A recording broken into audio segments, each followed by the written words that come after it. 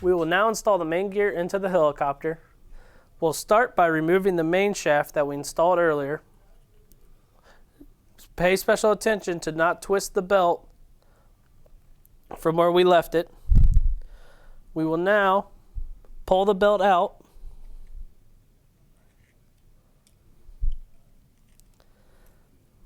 Once we have it out of the helicopter, we're going to feed it over the upper piece of the black gear.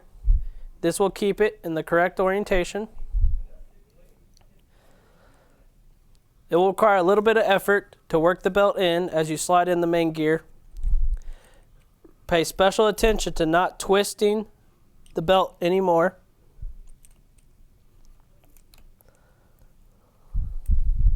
Once the belt is wrapped all the way around the black gear as shown, we're going to take the main shaft and slide the main shaft through the bearing blocks into the main gear.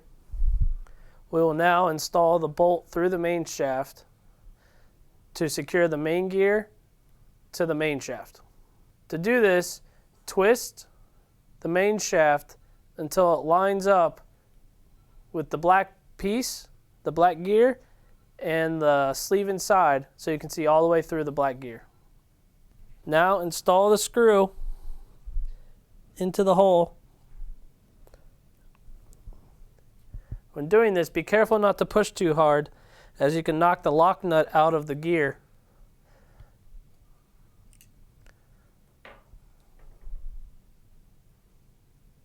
We're now going to adjust the tension of the belt and secure the boom inside the mainframe. Use the 4 bolts located at the back of the mainframe to secure the boom in position. Pull on the boom out away from the helicopter to adjust the tension of the belt. Once the tension is there properly, tighten these 4 bolts. When tightening them, use your hand to give slight pressure on the boom while you tighten them. This will maintain the proper tension when the boom is tight.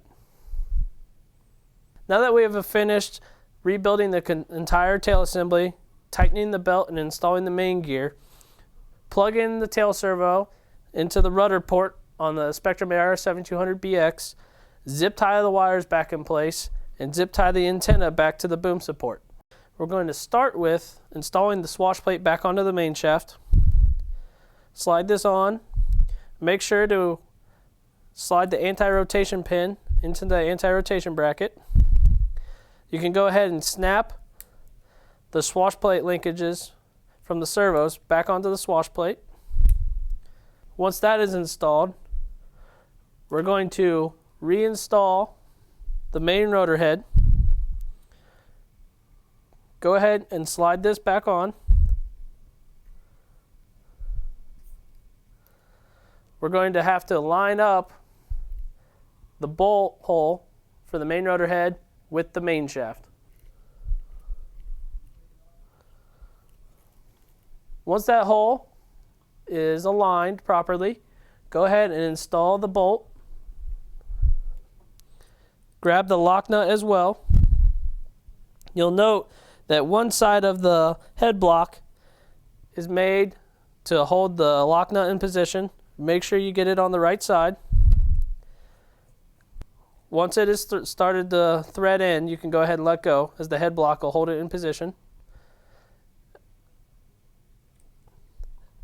Now, go ahead and pop the washout links back onto the swash plate.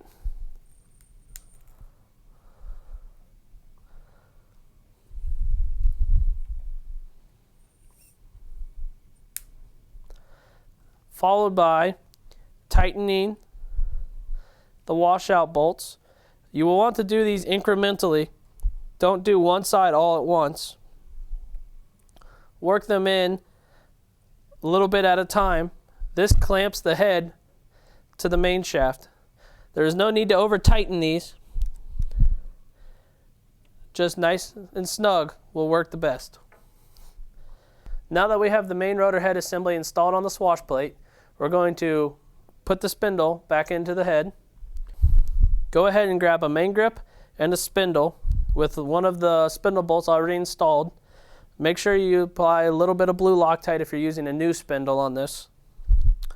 Go ahead and slide the spindle through the main grip, followed by the step washer.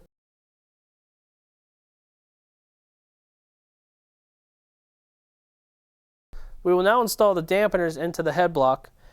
Apply one to each side and pop it in. Make sure they're flush on each side.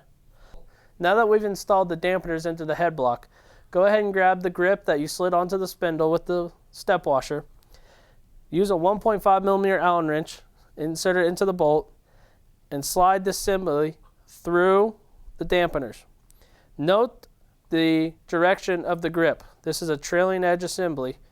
The grip has just the bolt hole on the top. On the bottom, it has a position for a nut. So the nut goes on the bottom. Go ahead and slide this through all the way. Now, we will install the step washer for the other side. Note the direction of the step washer. The larger piece goes towards the head block, and the smaller piece goes out towards the main grip bearing. Once you have started the screw through the main grip, go ahead and hold it in with a 1.5mm Allen wrench.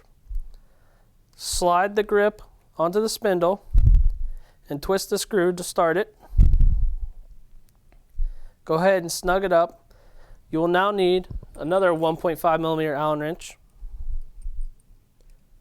one on each side of the spindle, and go ahead and tighten these up.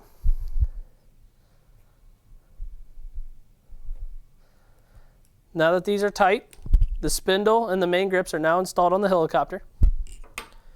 Go ahead and grab the fly-barless links. We will snap these on to the blade grips and to the swash plate.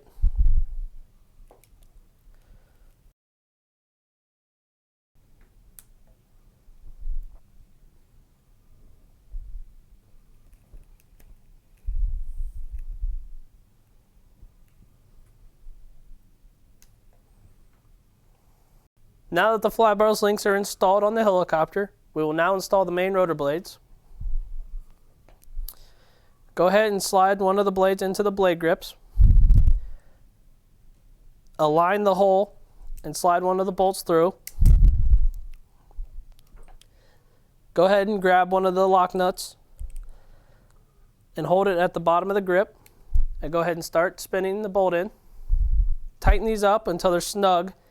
Once the blade is installed, you'll want to adjust the tension of the bolt, so it's fairly easy to move the blade, but it does not spin or flop on its own. Go ahead and install the second blade the same way.